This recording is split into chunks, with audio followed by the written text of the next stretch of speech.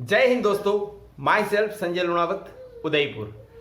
पटवारी की एग्जाम में पेपर हल करने की कुछ ऐसे टिप्स बता रहा हूं जो आपके बहुत काम आएगी। सबसे पहले आप अपने परीक्षा जो स्थल है वहां पर समय पर पहुंचे, क्योंकि आप देख रहे हैं पिछली एग्जाम में कुछ चंद मिनट्स के लिए उन्हें एग्जाम से वंचित कर दिया गया। सारी तैयारियों पे पानी फिर जाएगा। सही जगह पर पहुंचे। कई बार सेंटर्स में क्या होता है, नाम में कंफ्यूजन होते हैं, जाना होता है कहीं और, पहुंच जाते हैं कहीं और। इनसे बच्चे इसी अनपेक्षित स्थिति से। घबराहट आपको होगी। आप परीक्षा हाल में पहुंचे हैं, आप परीक्षा कक्ष में पहुंचेंगे, लेकिन ये सामान्य है। इसको लेकर इरिटेट होने की या नर्वस होने की जरूरत नहीं है। एक चीज आप ध्यान रखिए, जैसे आप परीक्षा हाल में बैठते हैं, आपको पेपर मिलता है, बीच का जो गैप होता है, यदि आप किसी इष्ट देव को मानते हैं तो उनका स्मरण कर लीजिए। यहाँ अंधविश्वास जैसी बात नहीं है। इसके पीछे साइंटिफिक रीजन है कि आपका जो एड्रिनल ग्रंथि से एड्रिनलिन हार्मोन स्रावित होता है, जो आपको उस संकट काल में आपका मनोबल बढ़ा देता है, आपकी कार्य क्षमता बढ़ा देता है। तो उसमें कोई बुरी वाली बात नहीं, आपका कॉन्फिडेंस बिल्टअप होगा। फिर पेपर आपको मिला, ओएमआर शीट मिली, तो उस पर अपना पेपर का जो कोड है, आपके रोल नंबर है, संबंधित जितने भी डाटाज हैं, जितनी भी एंट्री हैं, वो बिल्कुल सही करिए। क्योंकि एक एंट्री भी गलत होने से आप पर जो प्रेशर बनेगा, पेपर के पहले भी, मतलब एग्जाम हॉल में भी, और बाहर निकलने के बाद रिजल्ट आने तक कि पता नहीं मेरा क्या होगा, मेरा पेपर निरस्त तो नहीं कर देंगे, है ना। तो इस गलती को आपको बिल्कुल भी नहीं करना है। तीसरा, फिर आप देखिए कि अगर आपको अब जैसे ही पेपर मिलता है, हम तुरंत क्वेश्चंस पे आ जाते हैं। एक बार निर्देश पढ़ लीजिए। हो सकता है कुछ नया निर्देश हो, निगेटिव मार्किंग से रिलेटेड हो, कोई दूसरी चीज हो जो आपके काम की हो, तो 1-2 मिनट में कोई फर्क नहीं पड़ेगा। बल्कि मेरा मानना है, आप निर्देश पढ़ेंगे तो पेपर पढ़ने का जो प्रेशर है उससे आप थोड़ा सा इजी हो जाएंगे, वो प्रेशर थोड़ा सा हट जाएगा। जैसे ही उसमें देख लीजिए कि सभी प्रश्न आपके सामने जो आ रहे हैं, 1 बाय 1 प्रश्न पढ़िए, लेकिन और प्रश्न के साथ ऑप्शन भी ध्यान से पढ़ना है। लेकिन पहले केवल प्रश्न पढ़ना है और प्रश्न पढ़ते समय ऑप्शन पर आपको हाथ से ढक देना है। इससे क्या बेनिफिट होगा, आपने क्वेश्चन पढ़ा, उसको आपने अगर कहीं पर भी पहले पढ़ रखा हो, याद कर रखा हो, अभी मिस भी हो रहा हो, तो दिमाग में उसका एक आंसर क्लिक होगा। फिर जैसे ही आप हाथ हटाकर उसके ऑप्शन चेक करेंगे ना, तो वो जो आपके ब्रेन में क्लिक हुआ था, वो अगर 4 ऑप्शन में मिल जाएगा, तो फिर कहीं कोई दुविधा नहीं, वही आपका सही आंसर होगा। यही है राइट चॉइस बेबी। आहा, ठीक है। फिर आप देख लीजिए, हर क्वेश्चन को आप पढ़ते हैं, ऑप्शन को पढ़ते हैं, फिर 2-3 सेकेंड का पॉज लीजिए।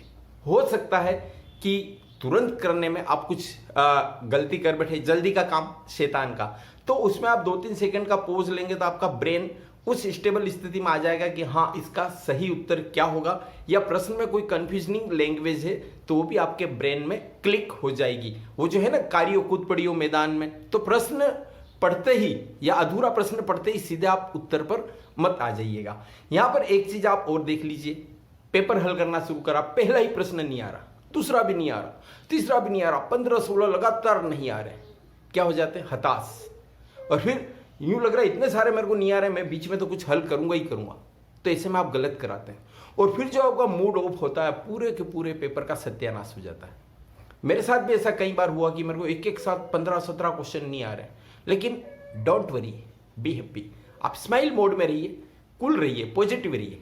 हाँ, यहाँ ये सावधानी जरूर रखिए कि आपको सभी प्रश्न पढ़ने हैं, उनके सारे ऑप्शन पढ़ने हैं, क्योंकि अपना मस्तिष्क है ना, अद्भुत क्षमताओं का धनी होता है। अवचेतन मन की शक्ति आपने पढ़ी होगी, मोबाइल की तरह प्रोसेस करता रहता है। आपने क्वेश्चन पढ़ लिए, ऑप्शन पढ़ लिया, आप अगले क्वेश्चन पर चले गए।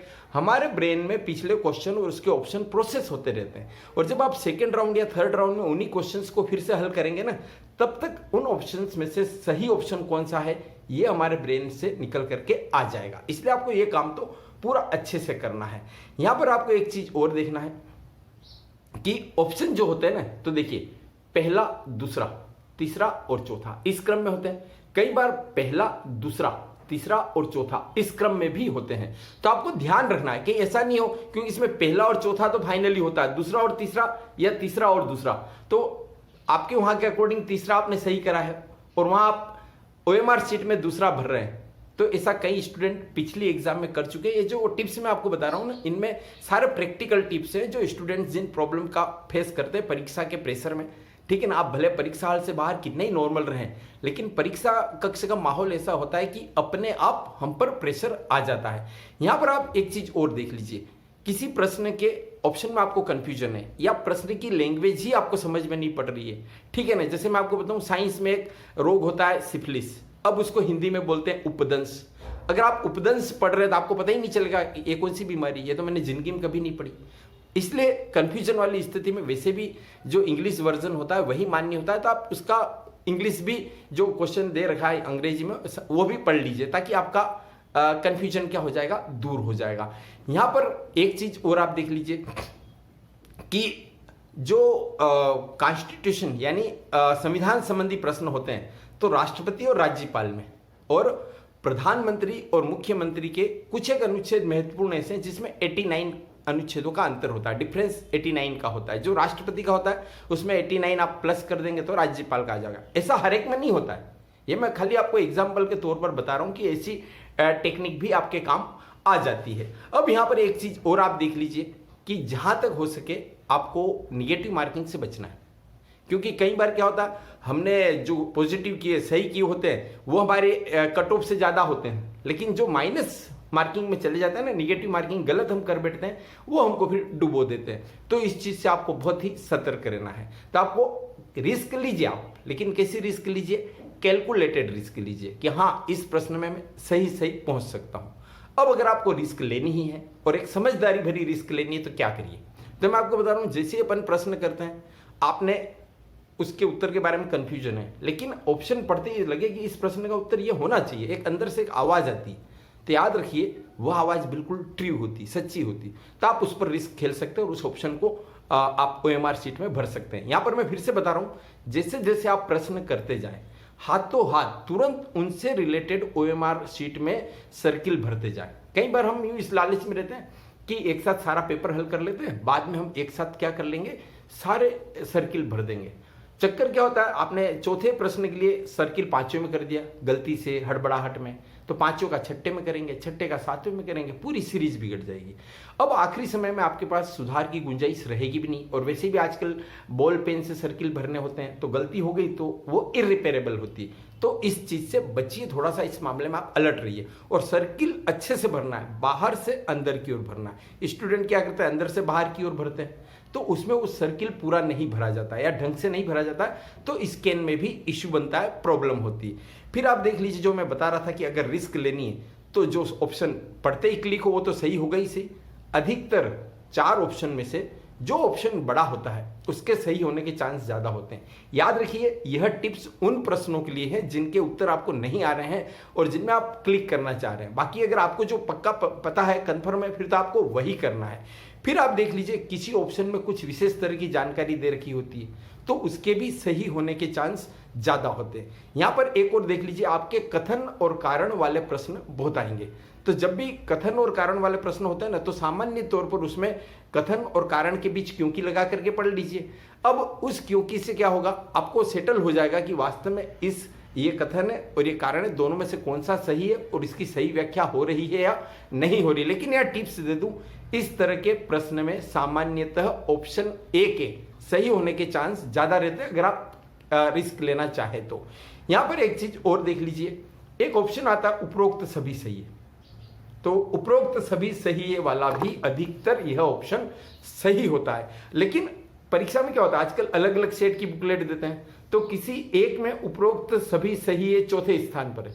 कई बार क्या होता है, सीरीज चेंज करने में ऑप्शन चेंज कर देते हैं, क्रम, तो दूसरे ऑप्शन में ही आ रहा है या पहले ऑप्शन में ही आ रहा है उपरोक्त सभी सही है। अभी मान लीजिए कि दूसरे में आ गया उपरोक्त सभी सही है और तीसरे और चौथे फिर 2 ऑप्शन है, तो आप सोचेंगे कि पहले के बारे में दे रखा है या पहले और दूसरे के बारे में दे रखा और तीसरा नंबर उपरोक्त सही है। नहीं, उपरोक्त सभी सही है का मतलब होता है कि बाकी बचे हुए तीनों ऑप्शन सही है। जब भी उनमें से कोई 1 या 2 सही होंगे तो उसमें ऑप्शन में दे रखा होगा 1 व 2 सही है या 1 व 3 सही है। तो इस तरह से आप इस चीज के लिए भी मेंटली प्रिपेयर होकर के जाइए। मैं एक वीडियो और इस तरह के कंफ्यूजनेबल क्वेश्चन का जरूर बनाने की कोशिश करूंगा।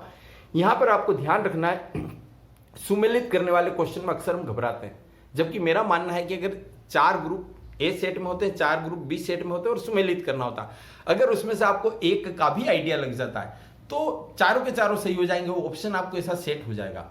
आजकल आप पेपर देख रहे हैं तो सही कूट का चयन कीजिए वाले क्वेश्चन बहुत आ रहे हैं, तो उसमें आपको क्या सावधानी रखनी है, आपको सभी ऑप्शन पढ़ने हैं और सभी ऑप्शन में से जो सबसे सही ऑप्शन कौन सा है, वह 4 ऑप्शन में से किस में आ रहा है वो आप देख लीजिए कि सही कूट का चयन करिए, क्योंकि इसमें थोड़ा डेप्थ स्टडी मांगते हैं। अब आपके पास ज्यादा समय रहा नहीं है, लेकिन मैं आपको एक बात फिर कहूंगा कि आपका जो ऑप्शन है ना, जो सही उत्तर है उन 4 ऑप्शन में से ही, इसलिए ज्यादा घबराने की जरूरत नहीं है। और पेपर अगर आपको टफ लगे तो यूं नहीं कि आप हड़बड़ाहट में मुझे तो कुछ नहीं आ रहा है करे जा रहे हैं और निगेटिव के ढेर इकट्ठे कर लिए।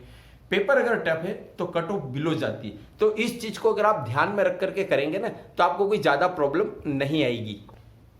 अब देखिए, अगर आपको लग रहा है कि मुझे अपनी कैटेगरी में सिलेक्ट होने के लिए पिछली बार की कट ऑफ इतनी गई थी तो मुझे कितने क्वेश्चन करने चाहिए, तो मेरा मानना है उससे 5-7% या 10% आपको एक्स्ट्रा क्वेश्चन करने चाहिए। अब आपको लग रहा है कि ये कोटा पूरा नहीं हो रहा है और कुछ क्वेश्चंस पे रिस्क लेना है। वैसे मैं अभी भी कह रहा हूं कि आपको रिस्क लेने से बचना चाहिए, और अगर कैलकुलेटेड रिस्क लेवें तो जो अभी मैंने ट्रिक्स बताई है आप उनके आधार पर रिस्क लीजिए। फिर भी अगर आप ब्लाइंड रिस्क लेना चाह रहे हैं तो कुछ क्वेश्चन का चयन कर लीजिए कि मैं पर्टिकुलर इन 10 या 12 क्वेश्चन को हल करना चाह रहा हूं और इनके बारे में मुझे कोई आइडिया नहीं है, यहां पर सारी टेक्निक फेल हो रही है।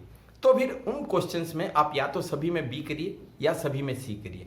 ऐसा नहीं कि कुछ में बी कर दिया और कुछ में सी कर दिया, क्योंकि रिसर्च बताते हैं कि जब आप ब्लाइंड रिस्क लेते हैं ना, तो जिन क्वेश्चन में आप रिस्क लेते हैं उनमें अधिकतर के या तो बी या सी उत्तर होने के चांस ज्यादा होते हैं। परीक्षा में धैर्य सबसे बड़ी चीज होती है। कई बार हड़बड़ाहट में, घबराहट में, जल्दबाजी में, प्रश्न को ध्यान से नहीं पढ़ने के कारण, ऑप्शन को ध्यान से नहीं पढ़ने के कारण आते हुए भी 5-7 क्वेश्चन गलत हो जाते हैं, और यही 5-6 क्वेश्चन आपके कैरियर के लिए एक विनिंग रोल प्ले करते हैं। तो इसलिए आपको इस चीज के बारे में बहुत अलर्ट रहना है, क्योंकि कई बार प्रश्न क्या निम्न में से कौन सा नहीं है, अब हम नहीं तो पढ़ ही नहीं रहे, तो फिर क्या होगा, पूरा हमारे पेपर की जो रिदम है ना वह बिगड़ जाएगी। तो आप थोड़ी सी इस चीज को ध्यान रखिए। फिर मैथ्स है, रीजनिंग है, कुछ टाइम कंज्यूमिंग क्वेश्चन होते हैं जिनमें समय ज्यादा लगता है, तो उनको तुरंत या क्रम आने पर करने की जरूरत नहीं है। पढ़ लीजिए उनको अच्छे से और बाद के लिए छोड़ दीजिए, है ना। अब यहां पर मैं आपको बता दूं, अधिकतर कैंडिडेट स्पेशली गर्ल्स ये मान के चलती है कि गणित तो हम करेंगे नहीं, हमने 10वीं के बाद गणित पढ़ी नहीं और 10वीं में भी जैसे तैसे गणित पास करिए। तो इसी निगेटिव मेंटेलिटी मत रखिए। मैं आपको यहाँ बता रहा हूँ, गणित के जितने भी प्रश्न आएंगे ना उसमें से 50% तो आप थोड़ा सा कॉमन सेंस लगाएंगे, तो 4 ऑप्शन की मदद से ही, उन 4 ऑप्शंस में से बिना किसी प्रोसेस के, बिना गणित की प्रोसेस को या गणित की जो तरीके हैं या सिद्धांत उनको लेने की बजाय कॉमन सेंस से ही आधे क्वेश्चन तो आप हल कर लेंगे। तो थोड़ा गणित के प्रति आप पॉजिटिविटी रहिए। स्पीड शुरू से मेंटेन रखिए, स्पीड विद एक्यूरेसी। शुरू में अपन चलते हैं 9 दिन अढ़ाई कोर्स टाइप, धीरे धीरे पढ़ रहे हैं, कर रहे हैं, और आखिरी में एकदम से प्रेशर आता है कि समय कम पड़ता है, और वहां जब घंटी बजती है और पेपर में काफी क्वेश्चन बचे हुए नजर आते हैं, तब हमारे हाथ पैर फूल जाते हैं। नतीजा क्या है, वही घबराहट, नर्वसनेस, वही आते हुए फिर हम गलत करेंगे। यहां पर आप प्रश्नों को हल करते समय थोड़ा सा ये भी ध्यान रखिए, निगेटिव अप्रोच, कि 4 ऑप्शन है, ये ऑप्शन तो हो ही नहीं सकता, अब बचे हुए में देखते हैं। तो इस तरह से भी आप सही उत्तर तक पहुंच सकते हैं। पॉजिटिव रहिए। परीक्षा के पहले आप पूरी रात आराम से 8 घंटे सोइए, हल्का फुल्का भोजन करिए। और बच्चे पूछते हैं कि परीक्षा के पहले हम कब पढ़ना बंद करें, इस बारे में मैं ज़्यादा ज्ञान नहीं बांटूंगा। मेरा मानना है ये स्टूडेंट्स या कैंडिडेट पर ही डिपेंड करता है। अगर आपको लग रहा है कि परीक्षा के हाल के बाहर तक भी हम पढ़ें और उसका कोई बेनिफिट हो सकता है, आपको अपनी इजीनेस के साथ आप पढ़ सकते हैं बिना तनाव लिए, तो पढ़िए, क्योंकि कई बार ऐसे क्वेश्चन भी सीधे सीधे आप पढ़ के गए और परीक्षा में आ जाते हैं। ठीक है, तो आपको अग्रिम बधाई, शुभकामनाएं, धन्यवाद, जय हिंद।